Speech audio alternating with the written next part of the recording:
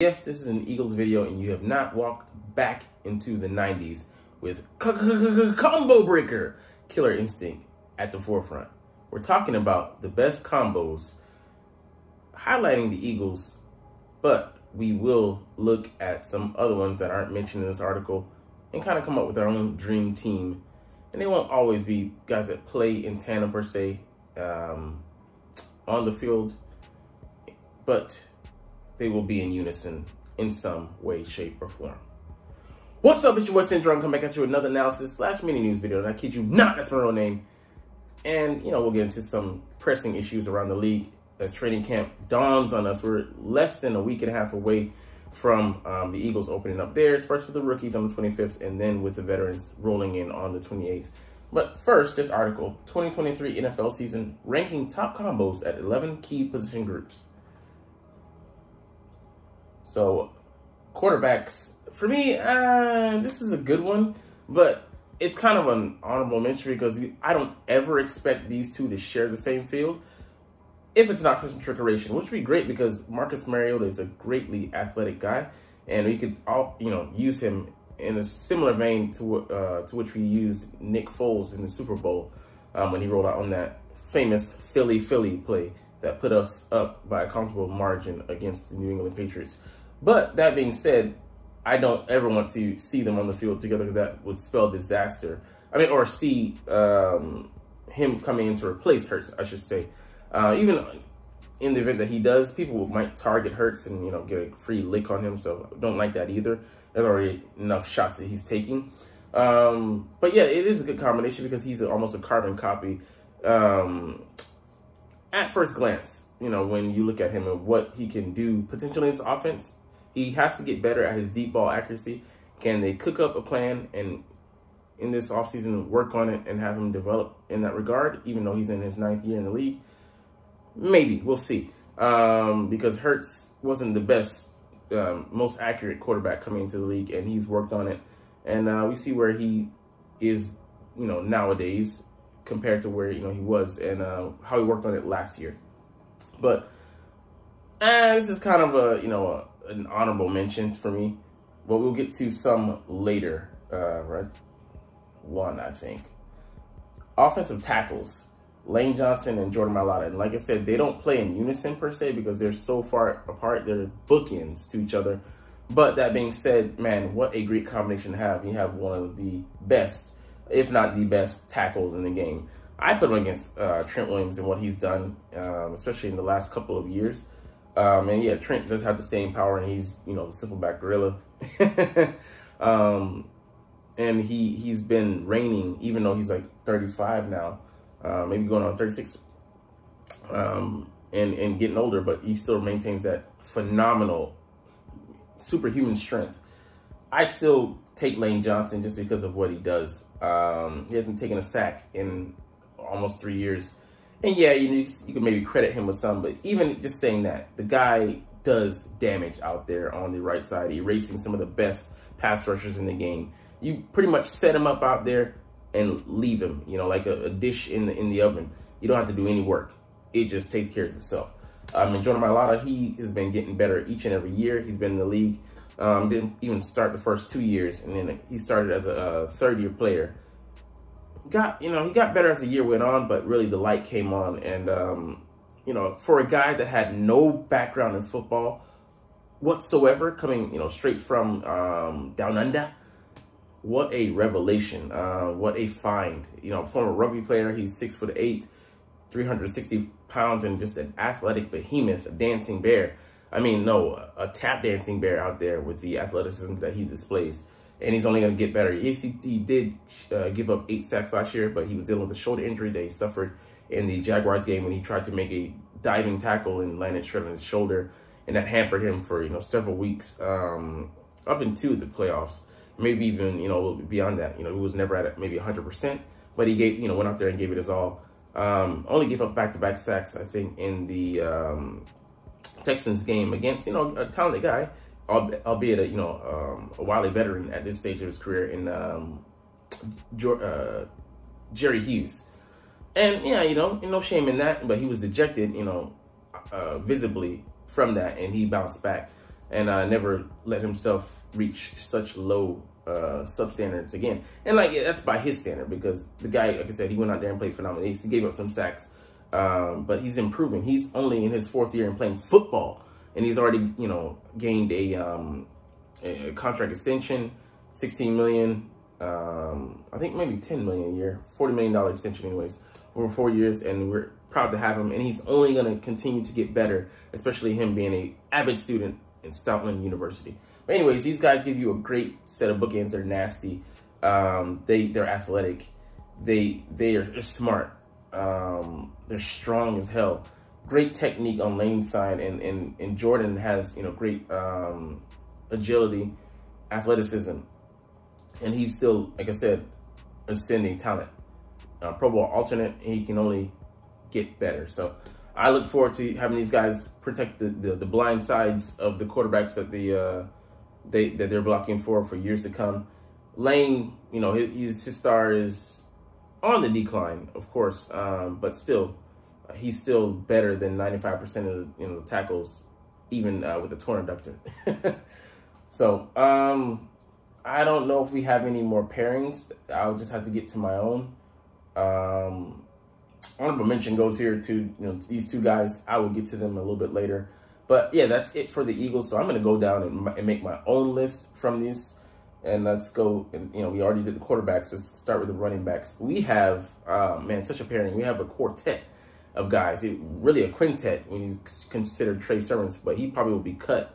And if he's not claimed by other teams, put on the practice squad. But man, what a starting 5, if you want to say, you know, use basketball terms. But DeAndre Swift, Kenneth Gainwell at number 3, Rashard Penny number 2, and the giant killer, Boston Scott. What a quattro of guys to have, man. And yeah, they each bring something, you know, special to the table. DeAndre Swift is more a volume, you know, catching guy, and but he can bring that element to the offense. And the way they're going to be able to play off each other and rotate in and keep each other fresh for the, you know, duration, because we're not playing for the regular season. We're not even playing for a ticket. We're trying to go deep into the playoffs, hopefully for another Super Bowl push this year. But we will see, man. We'll see. See, man. See what I did there? Anyways, like I said, Gainwell, he can also be a receiver, receiving back, but he's also a slasher. Rashard Penny can be the, well, he can be the bell cow back. We don't want him getting too many carries, but he can be the sledgehammer. And Boston Scott, he can come in and do a lot of things, but also give us special teams value as a kick returner and emergency punt returner if needed. But he, you know, he's a shifty guy. He can also catch as well. So I mean, all these guys can catch. I would say Penny is the more so the liability when it comes to Catman and Patrick game. He's not going to be a featured guy. He can do it in a jiffy, but we have great versatility, and I think with us having those 4 guys, we're gonna have a lot to throw at teams and keep them off balance and keep them guessing. Versus last year, when, you know, we were really led by one guy, and he wasn't even healthy by the end of the season. So, and it can be argued that his backup was more efficient than he was when he came into the game. Kenneth Gainwell, playoff Gainwell. All right, let's go to the receivers. We have a great duo in A.J. Brown and Devonta Smith. You can say 1A and 1B. You know, 1 and 2, sure. But, man, the way these guys both play off each other, A.J. gets the tough yards, and he can also be a deep threat and also work the intermediate routes. But Smitty can do the same thing. But he just is a route-running maven, which is why he's been given the name the Slim Reaper. He just comes up and tears it, you know, out of the frame in that regard, you know, making Richard Sherman retire because, you know, he was just too savvy a route runner. But he's tougher than expected going up, you know, skying in the not Redskins, the Commanders game. I keep saying that because, you know, they're, you know, a pit of confusion.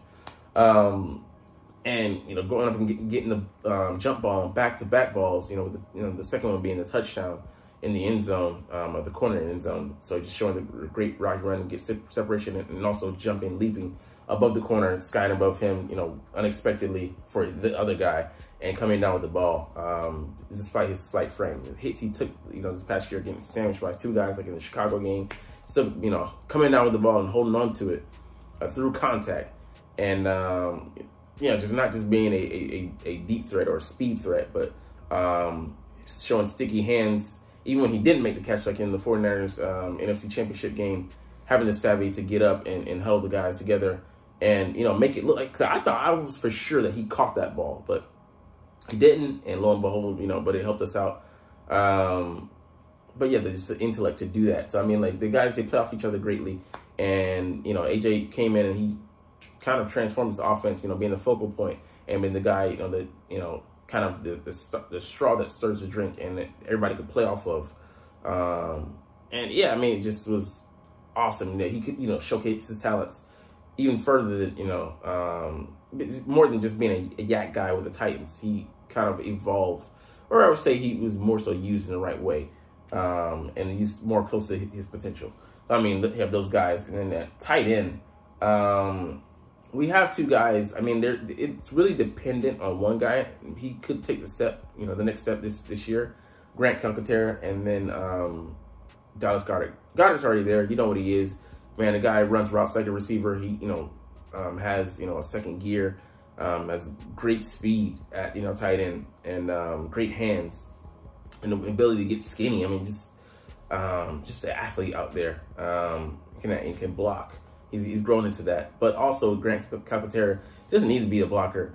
I would hope that he, you know, improve it so he can be a low-key, deep double threat. But if he can just work on his, you know, receiving game, get, you know, he might be the fastest tight end we have. Interesting to say. But that great speed. And become, you know, evolve into a threat, man. It just make the offense even that more deeper. Can run the, you know, two tight end, double, you know, twin receivers, running back sets, and yeah, it would just, man, make us that more dangerous. Just because the more options you have, and just, you know, you give the defense little headaches. Who do you cover? Who do you commit? And because you're gonna run on personnel, and then, you know, someone's gonna be open. Someone's going to be free. Someone's going to, you know, be able to take advantage of weaknesses. So a lot to like there. Let's see. We get tackles, guards. I'm really going to look at also the guard center pairings. We have great guys who, well, I would say one great guy. It's also dependent on one guy stepping into a new role this offseason. One, Cam Jurgens. Most likely he's going to win the starting right guard job. We'll see, but he was drafted as a center. Great athlete, but we'll have to see how he applies himself to the trade of right guard, because he's a little light for the job. You know, coming in at about 305 right now, he's saying he wants to play at 30, you know, 310 or 315. We'll see. 315 would be perfect. You know, give him a little bit more muscle to bang down there. You know, in that you know, phone booth. So even if he played average, you know, we still have a great O-line overall, but the pairings with him at guard, right guard, and Jason Kelce to his left, and also, well, the proven chemistry with Jason Kelce at center, and why am I drawing a blank on our guard's name? Landon Dickerson at left guard. Man, what a behemoth of a guy. But those two guards, you know, it would be dependent on how Cam plays, but I think he's going to show up and be, you know, solid. At the very least, I think he'll be solid. And that's all we need from him. But the guard center pairings, man, I think just give us a great trio in that interior. And I really want to see how they use him, because Cam's athletic. If we use him, you know, right, and display his athletic ability, let him show that prowess out there, man, he's going to make an even deeper impact than he would just being a traditional guard, which is what I think they'll do. But you might always be able to lean on that. Defensive tackles, man, we have a great pairing. We have a great trio. I mean, a quartet, another quartet as well. Milton Williams, Fletcher Cox, even though he's on the downside of his career. Milton Williams is ready to combust in his third year. Jalen Carter, the, you know, #1 draft pick, 9th overall. And last year's #1 pick, Jordan Davis. So we'll see how Davis grows into that role this year, but I believe he's also ready to take the next step, you know, from his rookie year to being a veteran now. And, you know, he just gives you unique athleticism. He runs a 4.78 at his size, 6'6", 330, not even 230. He's a whole 100 pounds ahead of that. But he can plug, but he can also chase like he did in one of the Commanders games when he had 14 rushes and rushing attempts, and got pressure on 4 of them, which is excellent, you know, showcase of his talents. Very minuscule, but a small sample size, but a very good prognostication of his potential. And playing next to him, you know, Jalen Carter, those guys played, you know, together at Georgia. They were Bulldogs. Now it's Philadelphia Bulldogs in Georgia North. And I think they'll have a lot to give you out there with their different skill set, how they'll play off each other, and how Jordan will take away, you know, pressure from the other guys, Jalen included, and let maybe Jalen crash in there and get some sacks, and he become a more proficient rusher of the quarterback than he was in college, which should be scary. And not saying he's going to fill Javon Hargrave's shoes. That was a big loss on the pass rushing front. But that being said, I think that he can be a great run stuffer, which should give us more pass rushing attempts, not just for him, for everybody, which would be just dangerous. Yeah, I'm not even talking about the other 2 guys. Edge rushers. I mean, we have so many. Brandon Graham, he's not even starting with his 11 sacks. I mean, yeah, he could, you know, he's probably scheduled, not probably, going to be scheduled for a down year after having 11. But we still have Josh Sweat, who's a starter, and Hassan Reddick, who's the starter on the other end, but, you know, albeit at linebacker. But man, what, you know, a threatening duo. And then you add Nolan Smith, who is a rookie coming in, but, you know, his model and make is Hassan Reddick. And, you know, you give the 4 guys, and we still have maybe Derek Barnett coming off the edge. Maybe Janarius Robinson, if he develops this year, could be. I think if we don't make a trade, I'm really keying in looking at him, especially what he does in training camp. I mean, you just have a excellent group of slew of pass rushers to throw at quarterbacks. And then last year was historic. I don't expect us to repeat those numbers, but man, we'll be very solid in that department at the very least this year. Also ball linebackers, I'm not even gonna give, you know, those guys, you know, as a solid duo, because they don't really count. They have to, you know, come out and, you know, show it. Jacoby Dean is, I think, the one great white height we have. I'm not talking about race, but you'll see how he, you know, plays this year, but can't really say much about those guys. Cornerbacks is what I really want to look at. James Bradbury and Darius Slade, the top cornerback duo in the league last year. I don't care about Sauce Gardner and DJ Reed. I think DJ Reed is a good corner. He just wasn't great like our guys were last year. And you can't let Sauce elevate him all by himself. That's very unbalanced. But, I mean, those guys, maybe they take a step back this year because, you know, in January, Slade's going to turn 33, and Bradbury turns 30, I think, in August. So, going into the season, we're going to have, two 30-year-old corners. But that being said, they haven't shown any signs of drop-off. And, yeah, corner can be a combustible position from year to year. You're getting a different result from guys out there on the island. But that being said, they play as a cohesive unit. I think Sean Desai will get the coverages right, the disguising right, and help them out with, blitz percentage. He does it at 22%.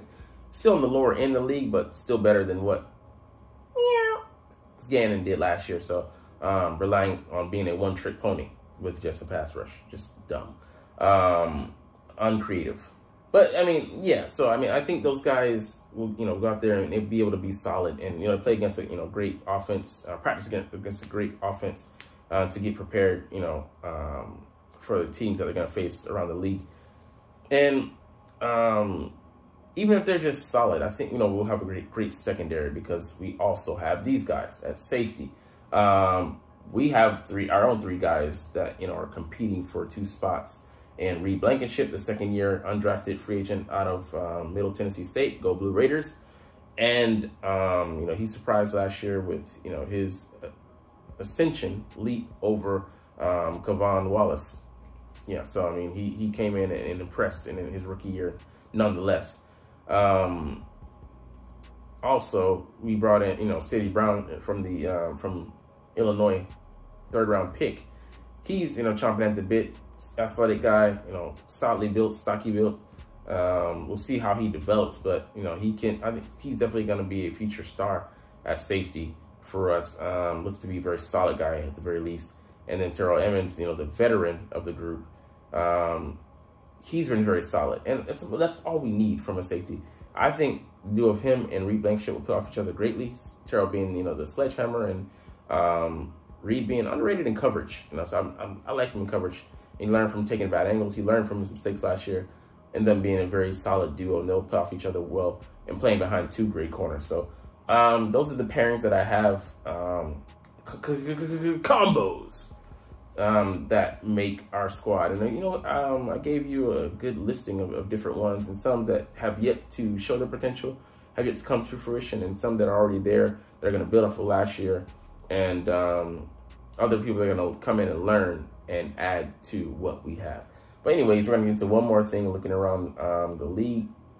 Man, the running backs, man, it just is not looking good, because none of the guys, Josh Jacobs, Saquon Barkley, Tony Pollard, that received the franchise tag, signed deals. Just, it's, you know, the running back market is at an impasse right now. Nobody wants to pay them. They're treated like a second-class citizen in their own league, even though they're, you know, account for one of the two ways to attack on offense, which is just ridiculous. But it just shows you the evaluation of the running back position, not just in the most recent years, but, you know, just been on a steady trajectory heading downwards. Like, the days of an Adrian Peterson contract are far gone. Nobody is going to value guys. And then, like, the last great running back contract we've seen, maybe for a while, or for, you know, just could be, you know, forever trend, was Christian McCaffrey, current highest paid running back at $16 million. So it's going to be interesting, man. I don't know where things are headed, but it is disappointing. And then Taylor out of the Colts, and Jonathan Taylor and Henry, two guys on divergent paths. Henry's on the downside of his career. He's going, you know, he's 29 years old, I think, or he turns 29 this year.